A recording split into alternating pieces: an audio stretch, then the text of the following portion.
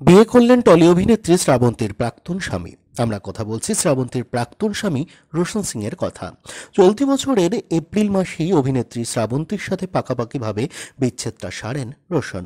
তখনই তিনি অগ্রিম আভাস দিয়ে দিয়েছিলেন যে তিনি আবারও সংসার পাততে চলেছেন। অবশেষে সেটাই করলেন রোশন সিং। গত 31শে জুলাই অনামিকা মৈত্রীর সঙ্গে জীবনের দ্বিতীয় ইনিংসটা শুরু করলেন রোশন সিং। পাঞ্জাবি পরিবারের ছেলে রোশন কিন্তু বিয়েটা সেরেছেন সম্পূর্ণ বাঙালি রীতিরেওয়াজ মেনেই। বিয়েতে যেখানে লাল বেনারসিতে সজ্জিত হয়েছিলেন অনামিকা, সেখানে বাঙালি কায়দায় পাঞ্জাবি ধুতি পরে বাঙালির মতানুসারে অনামিকা সিথিকে লাল সিঁদুরে রাঙিয়ে তুললেন রোশন। আপনাদের জানিয়ে রাখি, অনামিকা কলকাতার মেয়ে।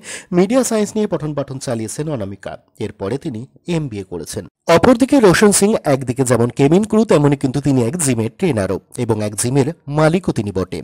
রোশন কিন্তু অভিনেত্রী শ্রাবন্তীর তৃতীয় স্বামী ছিলেন। 2019 সালে শিখ রীতি রেওয়াজ মেনেই বিয়েটা হয়েছিল রোশন এবং শ্রাবন্তীর। বিয়ের প্রথম বছরটা ভালোভাবে কাটলেও বছর পেরোলে সমস্যা শুরু হয় দুজনের দাম্পত্য জীবনে, যার ফলস্বরূপ আলাদা হয়ে যান দুজনে। যদিও আইনি বিচ্ছেদটা তাদের পাকাপাকিভাবে হয়েছে চলতি বছরের এপ্রিল মাসে এসে, অর্থাৎ দীর্ঘ সময় বাদে এসে তাদের আইনি বিচ্ছেদটা হয়েছে। রোশনের আগে শ্রাবন্তী বিয়ে করেছিলেন আরও দুবার। আর প্রথম স্বামী ছিলেন পরিচালক রাজীব কুমার বিশ্বাস এবং দ্বিতীয় স্বামী ছিলেন সুপার মডেল কৃষ্ণা ব্রাজ।